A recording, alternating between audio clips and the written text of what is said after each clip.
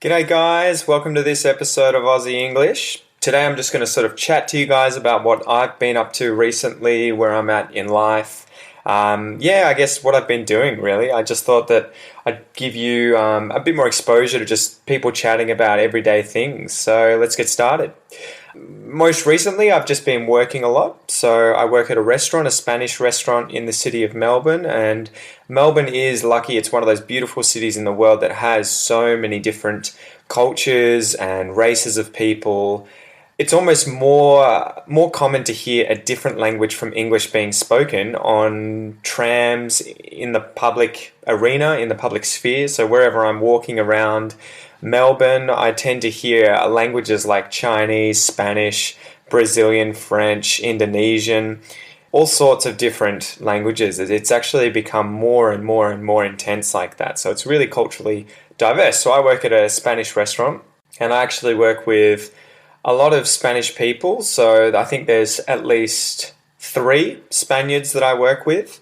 A girl and 2 guys, and one of the other girls that I work with is from Chile. So these are all the waiters, and they all speak Spanish. I unfortunately don't speak Spanish, but I do talk to them sometimes in Portuguese, and we joke. And also at work, we have a lot of Thai people. There's a Korean guy, and there's actually probably only 2 or 3 other people at work who are Australian. So I work in a Spanish restaurant that was originally set up with a guy who was a chef who went to Spain and studied over there doing a lot of cooking and came back and brought that cuisine back to Melbourne. And as a result, they set up the restaurant. I think originally there weren't any Spanish people at all in the restaurant, but now the front of house, and the front of house is how we refer to the people who work in management or as waiters in the restaurant. The front of house are almost all Spanish now. So there's a few of us who aren't, but the large majority are. So yeah, I've been working a lot of shifts at the restaurant recently.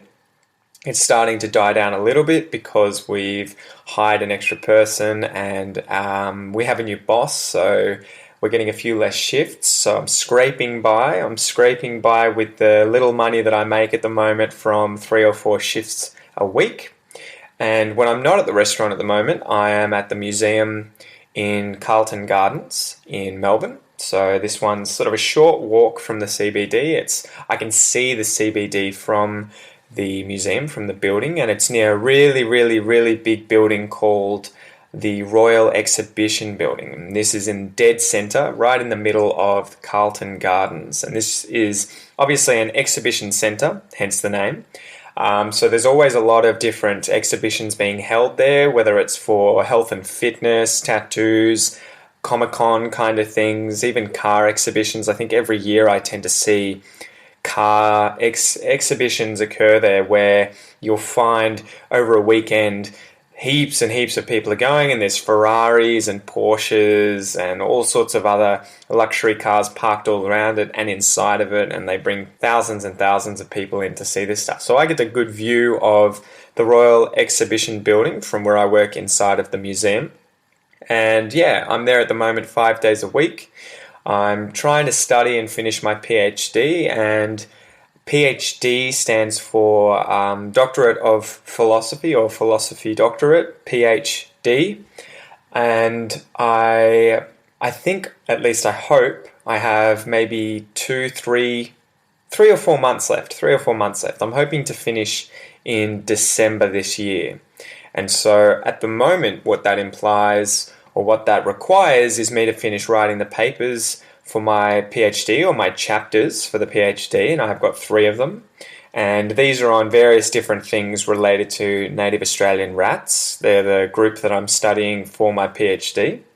And to give you a simple idea of what I'm looking at, Australia has about 60 to 70 species of native rats, of native rodents. And I should also tell you the difference between a rat and a mouse. The difference between a rat and a mouse, I believe, is under 50 grams, hence the size of, a house mouse that you guys would all know. They're very, very small, but they're all rats. So rats, rodents, those guys are all rats. Mice are just small rats, under 50 grams, I believe.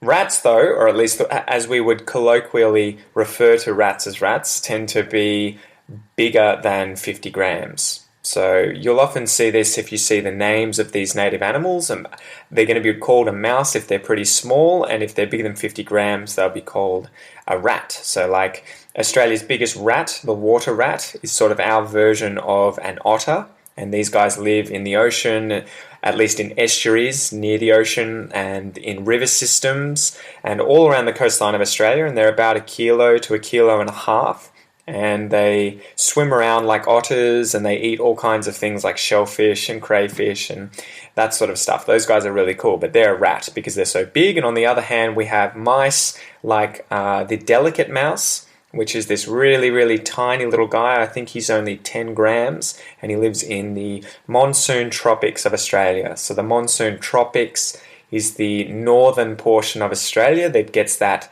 seasonal wet season and seasonal dry season, as opposed to the different seasons that we get down here in Melbourne, like summer, like winter, spring and autumn. In the monsoon tropics, which is the entire northern portion of Australia, so they get the wet season where it rains for 6 months of the year, and then they have the dry season where it doesn't rain for 6 months of the year and it becomes a lot drier. So these little mice live up there, and they're only about 10 grams, very, very, very small. So yeah, I'm doing my PhD on Australian rats. I'm looking at how they are related to one another. So it's almost like you have all of these different rat species, and it'd be like going to a family reunion, but you're not part of the family, and so you see all these people, you know they're related, but you don't know how they're related.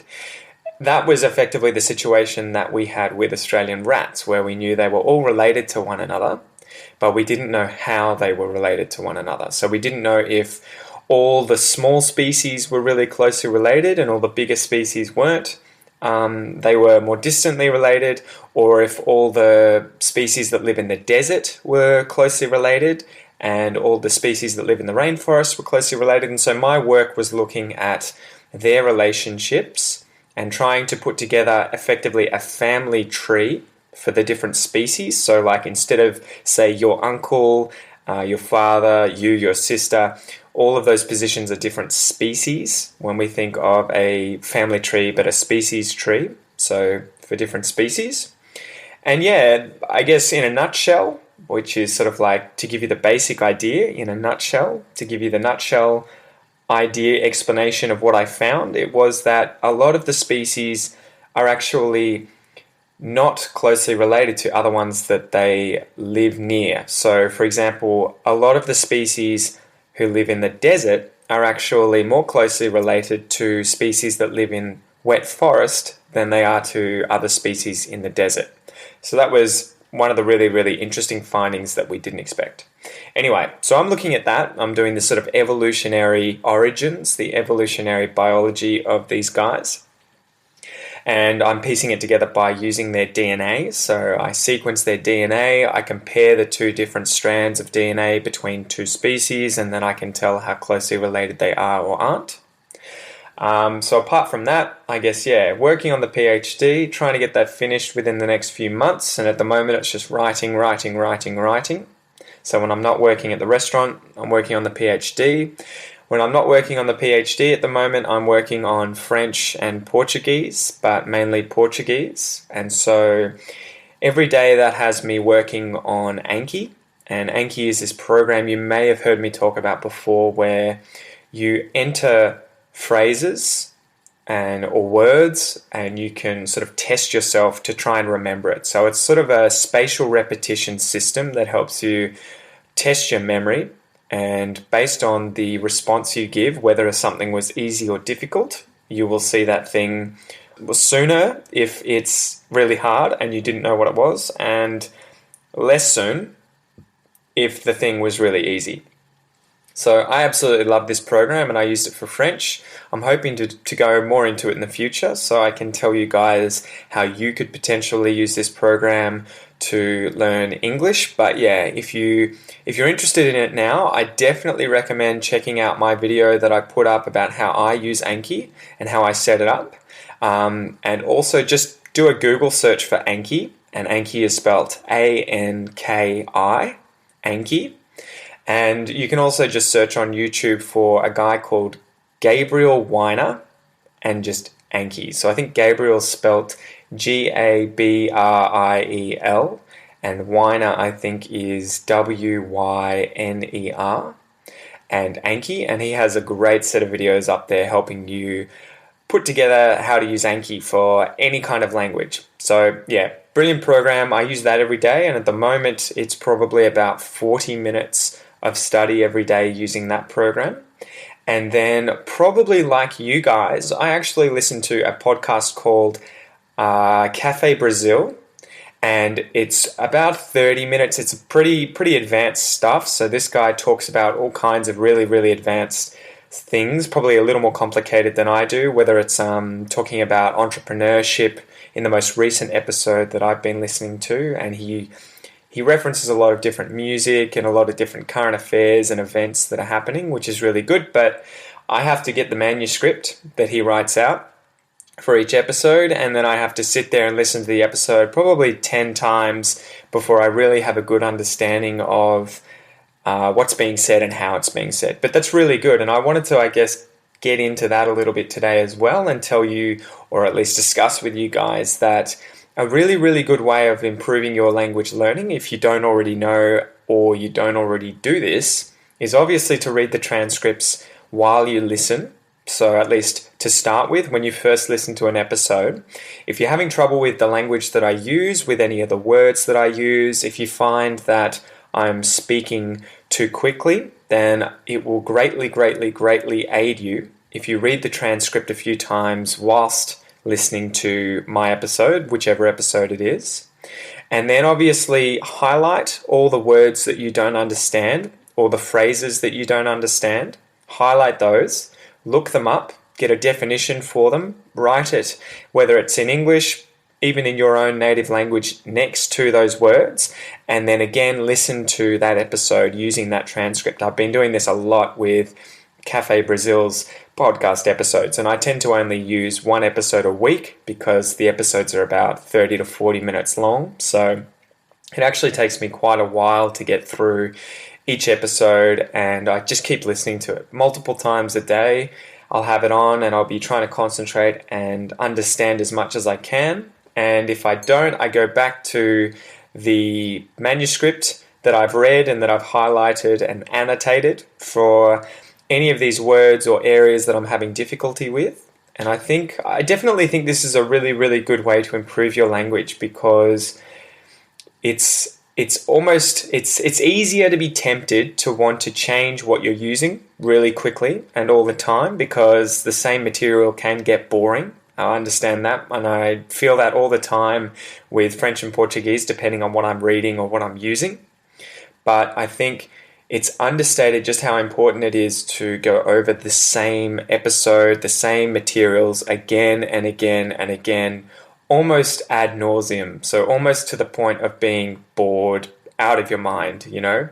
If you get to that point where you understand everything and something's become incredibly boring, you're doing very well. And so you move on to the next thing. So anyway, that's what I'm trying with Brazilian Portuguese at the moment. I'm trying to do this one episode at a time and really go deep into the episode and try and understand every bit that I can when I read through it, when I highlight all the words and all the different phrases that I didn't know beforehand. I look them up. And another thing that I do is I try and take those words and phrases after I've read them and worked them out and annotated the manuscripts, and then I put them into Anki. So then I can use Anki each day, and it will test me on the words that I've just learnt using that podcast episode's manuscript. So this is something I really recommend you guys do with Aussie English if you haven't already, or if you're having trouble with the speed at which I'm speaking or the vocabulary that I'm using. Definitely read the manuscript, highlight the words, list the words, take them out of the manuscript, work out what Anki is. So do a search for Anki, Anki, download it, try and get it working, and then enter these words that you're trying to learn or these phrases that you're trying to learn into the program, and you'll definitely notice really quick improvement. And your memory goes crazy. It just suddenly remembers the most abstract words. Anyway, so that's what I've been doing. I've been working on languages. When I'm not working on languages, I'm at the museum studying. When I'm not at the museum studying, I'm at the restaurant working. And aside from that, I've been skateboarding a little bit, trying to get back into skateboarding because it actually has sort of a lot to do with language learning, or at least the process of learning. And I really enjoy that, where I'm trying to learn the basic tricks for skateboarding around, just doing the basic sorts of tricks that you can do on the ground, skateboarding around, and I have to try to get in a certain number of reps, a certain number of repetitions for each of those tricks each day as I learn. And I'm not at all picking it up really, really quickly. Like, I can't just try and learn a new trick and within a minute have it. I have to spend multiple days trying to work it out, where to put my feet, how high to jump, what to do. And so that I find a real challenge, and it's really entertaining to me, like learning a language, like learning anything out there. So anyway, this episode's probably gone a bit long, guys. I just wanted to give you an update, talk to you about just what I've been up to recently, and give you some more exposure to that kind of language and that kind of discussion. Hope you guys are enjoying the episodes, and have a good one. Enjoy your weekend. See you later.